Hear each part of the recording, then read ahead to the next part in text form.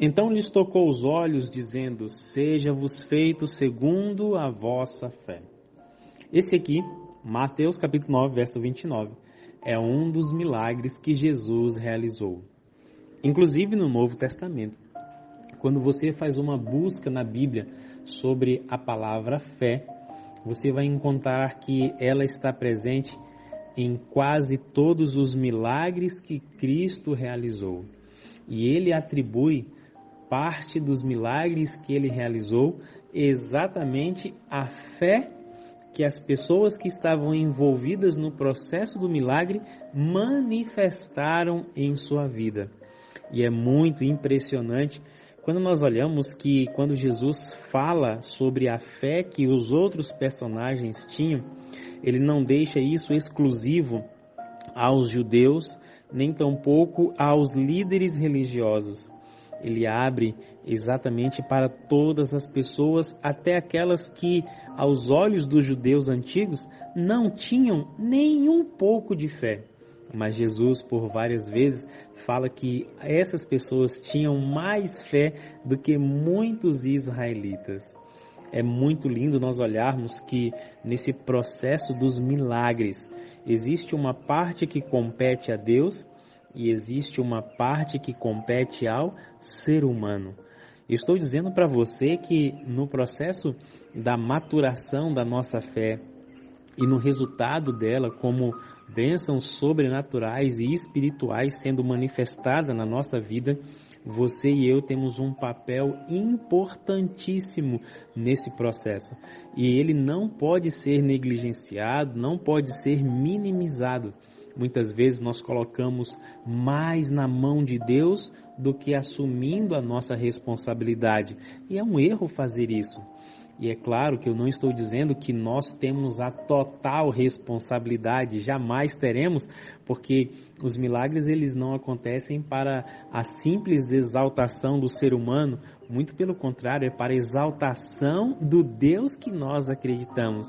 Mas para isso, nós precisamos ter fé inabalável nesse Deus. E não apenas ter fé, porque aqui agora eu quero falar com você sobre o quarto elemento para que você e eu tenhamos uma fé inabalável sendo construída na nossa experiência. Veja o que diz esse texto do livro Caminho a Cristo. Devemos demorar o pensamento no caráter de nosso amado Redentor e Intercessor. Devemos meditar na missão daquele que veio salvar seu povo dos seus pecados. Ao contemplarmos assim os temas celestiais, olha só, ao contemplarmos assim os temas celestiais, nossa fé e amor se fortalecerão e nossas orações serão inteligentes e fervorosas. Haverá mais constante confiança em Jesus e uma diária e viva experiência em seu poder de salvar perfeitamente a todos os que por ele se chegam a Deus. Que texto poderoso, hein, gente? Olha, você se recorda que na semana passada nós falamos que a graça de Deus é suficiente, nas outras falamos sobre a oração. Veja como é interessante aqui. Aqui fala que à medida que você e eu pensamos, meditamos, refletimos no caráter de Cristo Jesus, na missão dele, na vida dele, no exemplo dele, quando contemplamos os temas celestiais, a nossa fé e o amor se fortalecem e as nossas orações são cada vez mais alinhadas com a direção do Espírito Santo. Amados, quanto tempo do dia Cristo é o centro dos seus pensamentos? Quanto tempo do dia realmente o nosso coração pulsa nas coisas celestes? Você lembra que Paulo fala? Pensai nas coisas do alto e não nas coisas que são aqui da terra. Demore o seu pensamento naquilo que vai ser eterno. Será que é por acaso que Paulo está falando isso? Claro que não.